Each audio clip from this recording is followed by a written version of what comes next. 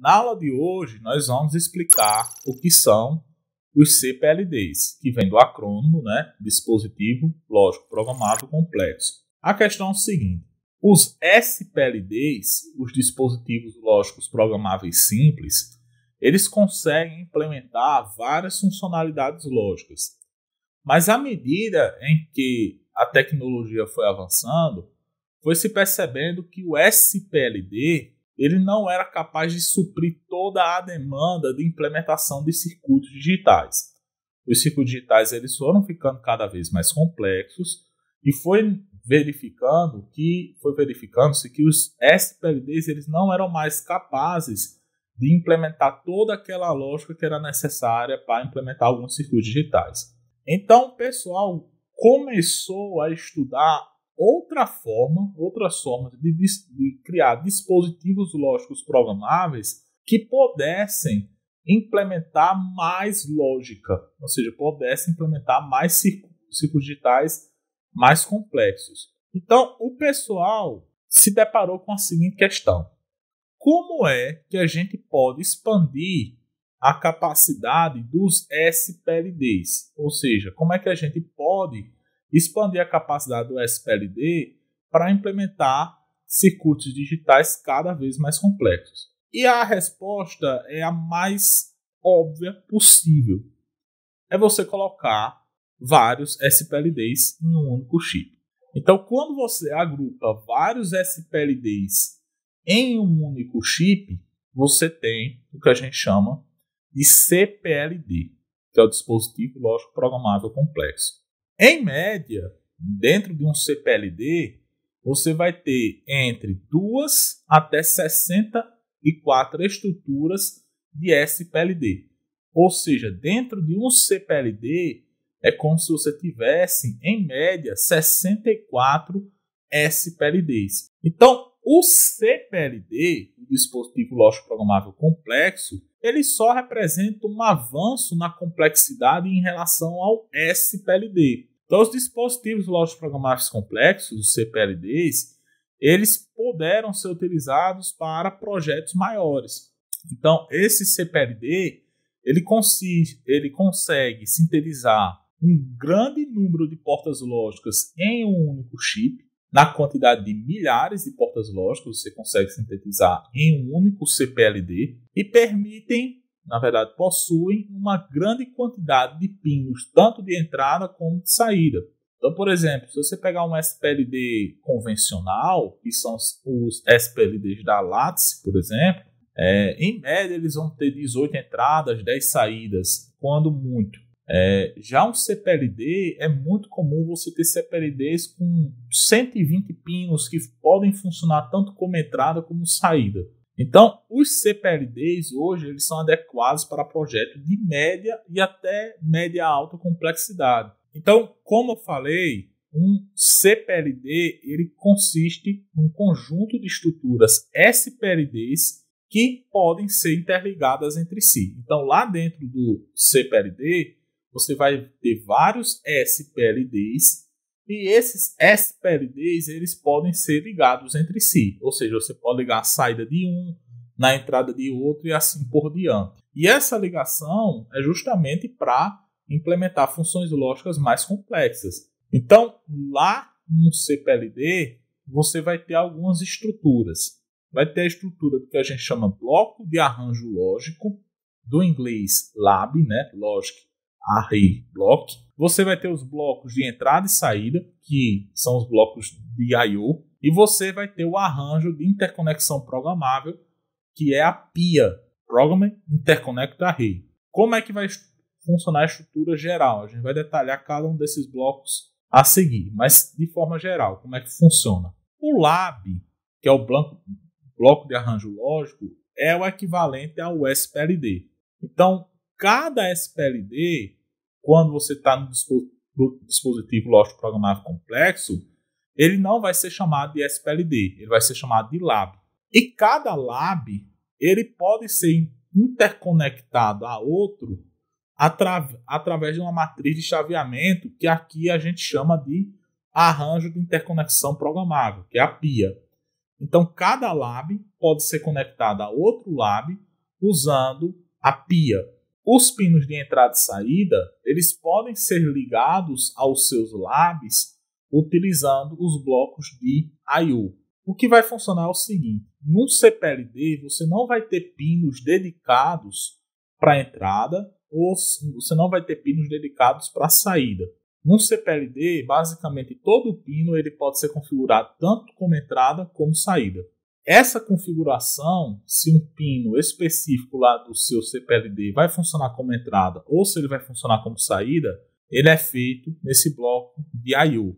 Então, vamos detalhar cada um desses blocos, o lab, a PIA e o bloco de I/O a partir de agora. Então é o seguinte, o bloco de arranjo lógico, o lab, ele é o equivalente ao SPLD, certo?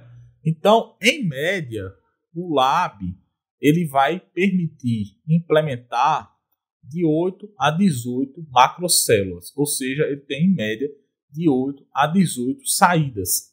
Então, cada lab tem em média de 8 a 18 saídas e dentro de cada lab, em média, você pode suportar de 4 a 16 termos produtos. Isso quer dizer o quê? Cada uma dessas saídas pode, em média, ter 4 a 16 termos produtos associados a cada saída. Em média, cada lab tem 36 entradas. Então, cada lab é como se fosse um SPLD que tem 36 entradas, tem de 8 a 18 saídas e cada saída dessa consiste, em média, de 4 a 16 termos produtos das entradas. Então, lá no lab, você vai implementar funções lógicas mais simples. Para implementar uma função lógica mais complexa, você vai ter que juntar 2 ou mais labs. E essa junção, a interconexão de um lab para outro lab, você consegue fazer utilizando o arranjo de interconexão programável, que é a PIA. Então, a PIA ela vai ser responsável por realizar as conexões entre os diferentes labs, ligar a saída de um na entrada de outro, permitindo que você implemente funções lógicas mais complexas. E sempre lembrando que a PIA ela é reconfigurável. Isso quer dizer o quê? Que você consegue também refazer as conexões entre os diferentes labs. Lá no CPLD, você tem 2 reconfigurações possíveis.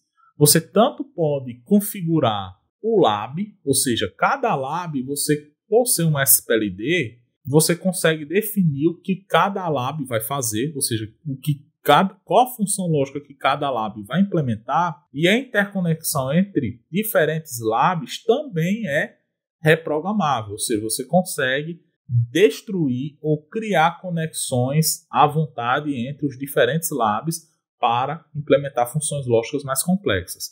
E como foi dito, o bloco de entrada e saída, o bloco de I/O, é responsável por controlar se um determinado pino do CPLD vai ser de entrada ou vai ser de saída. No CPLD você não tem, esse pino é de entrada, esse pino é de saída. Não tem isso. Cada pino do CPLD pode ser tanto de entrada como saída. E quem vai configurar se aquele pino ali vai ser de entrada ou vai ser de saída é justamente o bloco de I/O.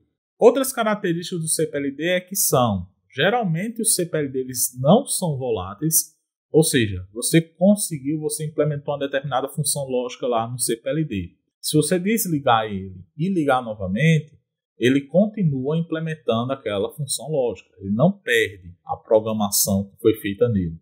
Os CPLDs eles são sempre reprogramáveis. Isso quer dizer o quê? Você implementou uma determinada função lógica lá no CPLD. Eu quero mudar a função lógica. Você consegue mudar a função lógica implementada pelo CPLD.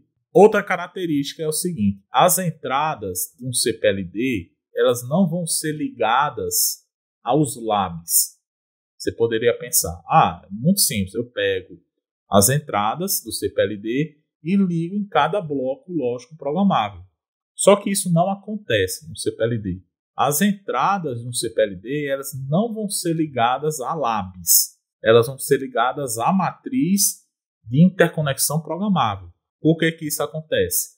Porque no CPLD você não vai associar a um lab um conjunto específico de entradas. As entradas no CPLD podem ser ligadas a qualquer lab.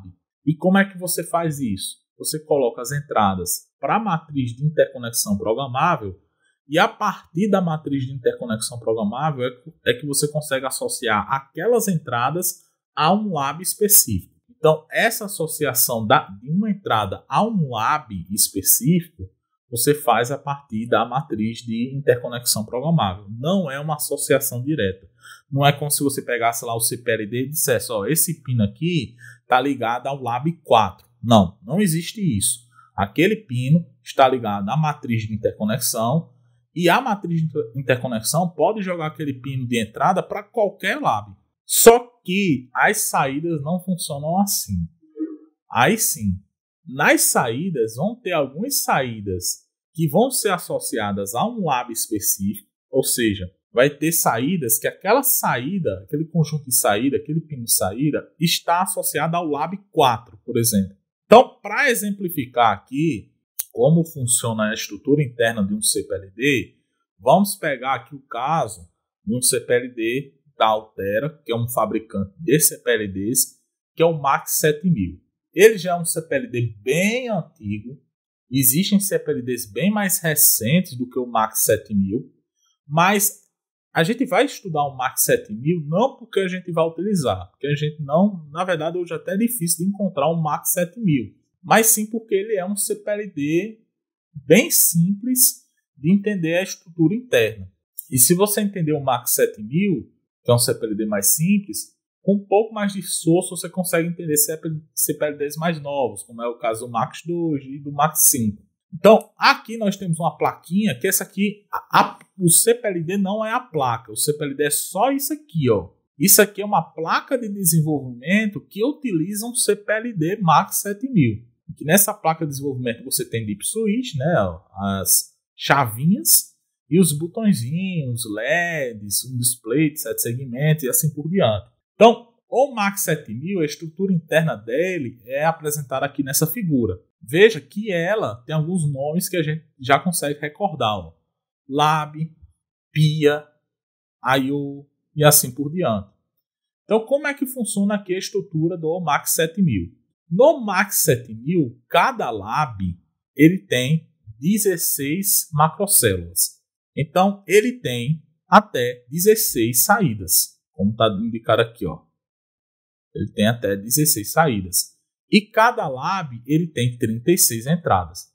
Então, cada labzinho desse vai ter 36 entradas e 16 saídas. E cada labzinho desse é como se fosse um SPLD. Então, você vai ter o lab A, que é o primeiro lab, o lab B, o lab C, o lab D e assim por diante. Quanto mais labs você tiver, mais funções lógicas você consegue implementar, porque mais complexo vai ser seu CPLD. Veja que aqui, ó, de onde vem as entradas para cada lab, ó. Aqui, essas entradas que é do lab A, essas entradas que é do lab B, essas entradas que é do lab C, essas que é do lab D. De onde é que vem? Vem justamente da matriz de interconexão programável. E o que vai acontecer? Cada lab vai pegar até 36 entradas da matriz de interconexão, vai gerar funções lógicas, enfim, e vai gerar no máximo 16 saídas. E essas 16 saídas, o que vai acontecer com elas? Elas voltam para a matriz de interconexão. Por que elas voltam para a matriz de interconexão? Porque pode ser que você queira ligar, por exemplo, a saída do lab A à entrada do lab B, para implementar uma função lógica mais complexa. Certo? Juntar como se fossem os dois labs para implementar uma função lógica mais complexa. Como é que você consegue fazer essa ligação? Justamente a partir da matriz de interconexão. Quem faz essa junção das saídas do lab A com as entradas do lab B é justamente a matriz de interconexão programável. E aqui você pode fazer o arranjo que você quiser. Pode ligar, por exemplo, do lab B para o lab D, por exemplo, do lab D para o lab C, e essas ligações elas vão ser sendo feitas e sendo destruídas à medida que você quer implementar uma função lógica mais complexa ou mais simples. Veja também que cada lab, as saídas dele também podem ser ligadas aqui ao bloco de entrada e saída. Então você vai ter as saídas de cada lab que podem ser ligadas ao bloco de entrada e saída e também podem ser ligadas à matriz de interconexão. Então, cada bloco de entrada e saída desse vai agrupar de 8 até 16 pinos, depende da complexidade do CPLD, do MAX 7000. Existem vários MAX 7000, na verdade. O MAX 7000 é uma família de CPLDs. E cada pino, você pode ver por essa figura aqui, esse símbolo, ele é bidirecional, ou seja, você pode configurar ele tanto como entrada como saída. Quem é que faz essa configuração? Se um determinado pino ele é entrada ou ele é saída? Porque ele só pode ser um desses por vez. É justamente o bloco de entrada e saída. Então veja que o bloco de entrada e saída vão ter 16 pinos associados a ele, até 16 pinos, em que cada um desses pinos pode ser configurado ou como entrada ou como saída. Se ele é configurado como entrada, as entradas externas, ou seja, esses pinos aqui do CPLD, eles nunca entram diretamente num lab. Veja aqui que não tem entradas associadas diretamente a um lab. As entradas elas vão ser ligadas todas na matriz de interconexão programável. Ou seja, você não vai ter um pino específico de entrada que você vai dizer, olha, esse pino vai ser ligado ao lab A, ou esse pino vai ser ligado ao lab B, ou esse pino vai ser ligado ao lab D. Não, não tem isso. Qualquer pino de entrada pode ser ligado a qualquer lab. A partir de onde? Da matriz de interconexão programável, porque você tem essa ligação aqui, ó. Você pega os pinos de entrada e liga na matriz de interconexão programável, e essa matriz de interconexão pode jogar esse pino de entrada para qualquer lab. Porém, isso não acontece com as saídas. Veja que aí sim você tem a associação de uma saída, por exemplo, essas saídas aqui são as saídas do lab A, estão necessariamente ligadas nesses pinos aqui de entrada e saída. Existem alguns pinos no CPLD que esses pinos só podem ser configurados como entrada, que são os pinos são os sinais de controle. Geralmente são os sinais de clock e os sinais de configuração, são esses 4 sinais aqui. Veja uma coisa, aqui no MAX 7000 você vai ter essa ligação aqui, ó. Essa ligação aqui, ó, que está indicado. Essas ligações que vão sair do lab A para o lab C, por exemplo, e do lab B para o lab D. O que são essas conexões? O MAX 7000 especificamente, ele consegue ligar as saídas de um lab para outro lab de 2 formas possíveis. Ele consegue a partir da pia, como a gente viu. Por exemplo, se eu quiser ligar as saídas do lab A para o lab B, eu posso simplesmente configurar essas saídas, que são as saídas do lab A, para que elas passem aqui para o lab B. Então, eu consigo fazer isso pela pia. Só que o MAX 7000, especificamente o MAX 7000, ele tem um tipo de expansão que a gente chama de expansão paralela, em que você consegue ligar a saída de um lab a outro sem passar pela matriz de interconexão programável, que é esse caso aqui, ó. Só que essa ligação aqui, ela é fixa. Então, essas saídas específicas do lab A só podem ser ligadas ao lab C.